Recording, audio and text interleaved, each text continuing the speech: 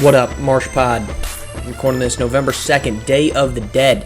Happy Halloween for those that celebrate and love it, and happy Day of the Dead for anyone that celebrates and loves it. We're one big thing. We're bringing in the responses to the Marsh Mailbag today, and then we'll do a little quick stock update here at the end. But first, our Mailbag. We'll probably bring this back around. We got a handful of responses. We'll probably plug this in at another point once the season gets maybe a little bit closer, and then at various points in the year. So all these anonymous, some of folks wanted to leave their name. That's perfectly fine. That's great. But opportunity, we'll do it again. If you want to put your name to it, that's fine. The responses don't always necessarily line up that to see who it is, but it's all good regardless. So let's jump in. First question: what makes you confident Yams is or can turn into an offensive threat? And if he can, will that hurt him defensively with having to do so much? Let's start on the first part of the question. What makes me confident he can turn into it? The easiest thing is believe what you see. And in what we saw when Corey Yams had the opportunity to be the focal point of an offense for Showtime, he dominated, right? That first game out, huge workload, and he just dominates. He never really got the opportunity to do that. And I maintain that the minutes should have been staggered between Corey Yams and Bronny James. For every minute that Bronny was off the floor, which last season Bronny averaged 23 minutes per game, Corey Yams should have been on it. He was on for 27 minutes a game. They pretty much always had those guys coming off and coming on together, but I think it should have been a little bit more drastic, in which he's every single moment that one of them isn't out there, the other one is. And the offense should have changed when that took place, and in my opinion, it didn't do that, right? When Bronny James left the floor, Showtime's offense just became very sporadic. There was no real organization to it. That needed to change. And why I think he can be more is because he showed us he can be more when given the chance. Now, he's not going to suddenly become a 25-point-per-game scorer. I'm not saying he's going to be Cooper King-Cross, but he can be better than what he was last season with a larger workload. It's just expand that and actually put the ball in his hands. He's a great player and a great playmaker from the post, 2.1 assists per game. I think the thing that we always want to equate when we talk about larger workload being better offensively, we just think scoring, right? I don't think that's necessarily what Corey Yams expands to. Should he average more points? I think he will. But it's not just scoring, but it's also playmaking. It's being the man with the ball, making the team better. Nikola Jokic. I'm not saying Yams is future Jokic, but Jokic impacts the game on a large workload because he has the ball in his hands. A lot of that obviously comes from an assist standpoint. So it doesn't mean Corey Yams suddenly becomes a 30-point-per-game scorer. It means bumping up his scoring load to 16, 17 points per game. His assists to 3-4 assists per game. That's what makes the team better, and I think he's showcased when he gave us a chance to. When he was given the chance to do it, he showed that he was capable of increasing and being effective with it. Now, do I think that's going to impact him defensively? I don't, because it's a larger workload doesn't mean it's ISO basketball from the top of the key, right? If you look at elite players, elite two-way players, we'll just keep at the NBA example. LeBron James, Giannis Antetokounmpo, Kawhi Leonard, Anthony Davis when he's healthy and engaged. Why are they able to be so efficient on both ends? Is because they pick their spots. And that's going to be important for Corey Yams this coming season. Pick the spots in which he wants to take over on either end, but just stay in the game otherwise. LeBron James has made a second half. He's had an entire career for other players off of purely picking his spots over the last 7 to 8 seasons. It has not been all out, I am gunning for everything that I do. You're going to know who I am and how I'm doing this, and you're going to feel me on every second of every game. It's, I'm going to be strategic with when I influence the game. I'm always going to be there. I'm always going to be a presence, but I'm going to be more strategic with how I influence it. I think that's what Corey Yams could do. And that's why I don't think it's going to hurt him. Second question, who are your top 5 returning players? Trey Hyman, he's on that list for me. I think Justin Bell is, and look, these are guys that are not necessarily ranked in the top 5, by the way, but I would do Trey Hyman, I would do Justin Bell, I would do D'Angelo Jordan, I'd do Japhett Towns, and I'd do Arthur Lattimore. Those are my top 5 returners. Look, that's jumping over Nas Hall, that's jumping over Benari James.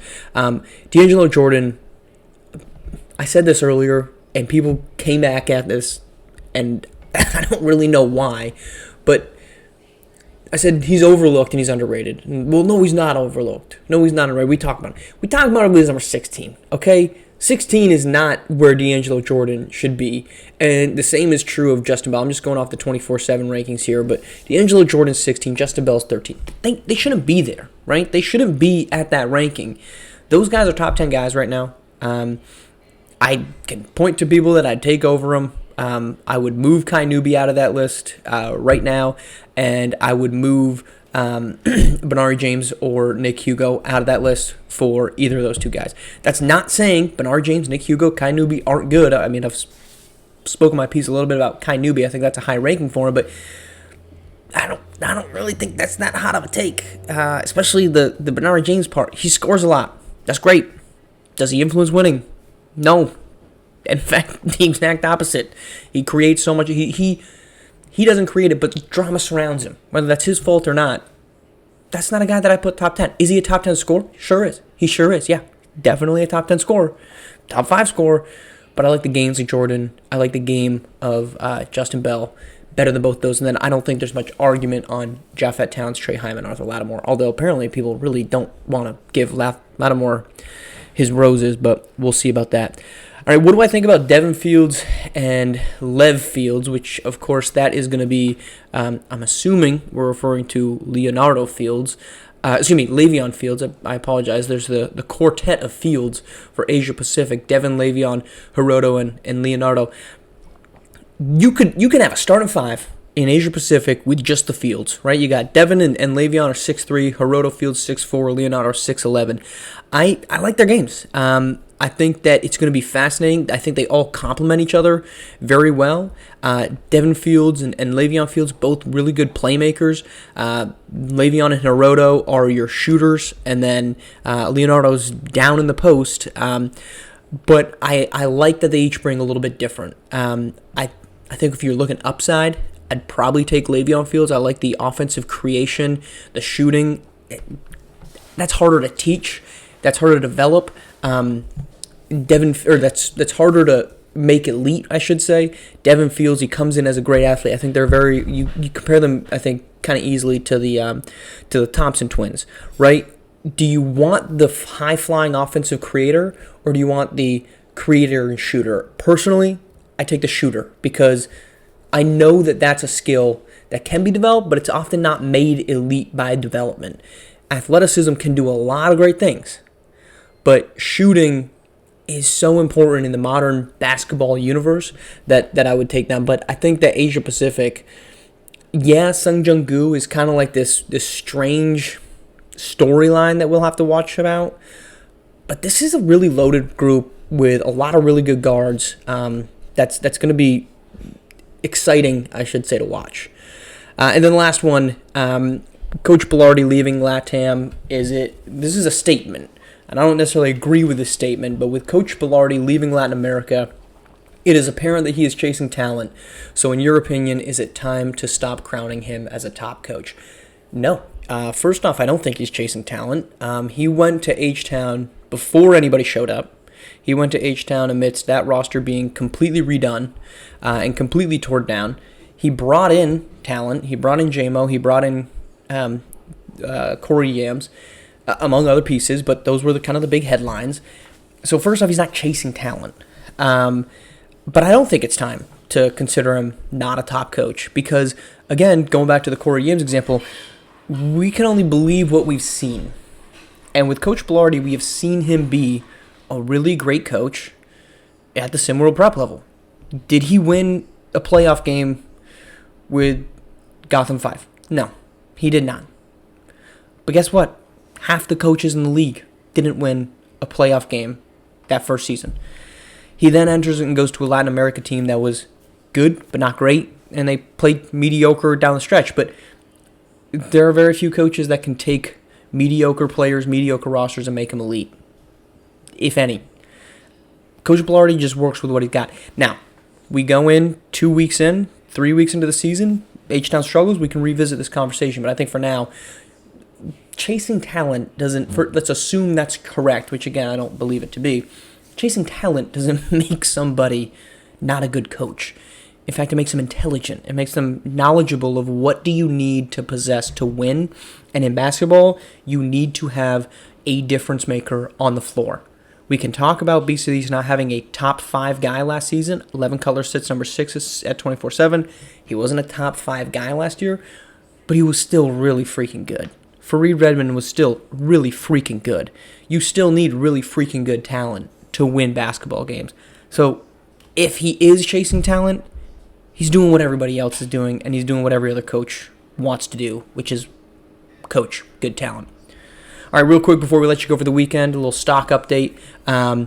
Math wasn't mathing the first time around, so we had actually overdrawn our account by about $3,200. So we spent $103,000. So we corrected the books a little bit. And in order to do that, we actually sold off our Kyrie Petty and Von Moe stock. That was 100 of each of them, $2,000. There's one that sells it off so that we can kind of get back to even. But the concerning part of that is I don't know how either of those guys are on a roster as we've locked this in. Von Moe was phenomenal in the unsigned hype tournament, as was Kyrie Petty. Yet they sit unsigned here on November 2nd. I don't know why that is. Also sold 50 shares of my Mark Chisholm holdings, so I've only got 50 left for him. That's because of the Bryce James introduction. Don't think that means there's going to be a lot of other opportunities for other guys. We've seen what Joyner, the way he coaches. It wasn't last season a diversified attack. I know Bronny James was elite. He was probably the best player in the league last year, but that doesn't mean you can't get other guys going. And then I am selling all of my stock for all the top 5 guys. Dylan Harper, Cooper Flagg, Jafet Towns, Trey Hyman, and Arthur Lattimore. Selling all of it. That would be, quick math here, 60, 100, 140 shares total. Why am I selling it? Because there's literally, as I looked at it, there was no way that I was going to get a return on any of that. So that's purely they sit at top 5. They can't get better. I can't get more money on them. It's the way I've rigged this system to be, is that once you get to the top, your value is capped. We might try to find a way to make that different, just because there's no sense to not owning shares of the top 5 players, but I don't. So in exchange for that, though, I'm picking up 45 shares of Nas Hall. I've now got 60 shares of Nas Hall. I'm giving 15 of Justin Bell. I've now got 50 total of Justin Bell, getting him at 80. Buying 10 more shares of Tyree Wells, so give me 445 total of him. Tyree, I could almost cash out big time right here. Tyree Wells is currently ranked 51, so we almost already are breaking a lot of money in on Tyree Wells on that one. That would be a $8,000 return. A $4,000 return if we were to sell, if he were to jump in the top 50. I'm picking up another 100 of Cam Jones. I've got 200 of him now. And then I went out and got 200 of JJ Hoops, Daniel Irvin, and Damian Luffy, plus 30 shares of Bryce James. So we're back to even. Probably will not be giving you an update every single time we make a share exchange on the SimWorld stock market, but that's your very long-winded stock update. All right, have a great weekend. We're back on Monday.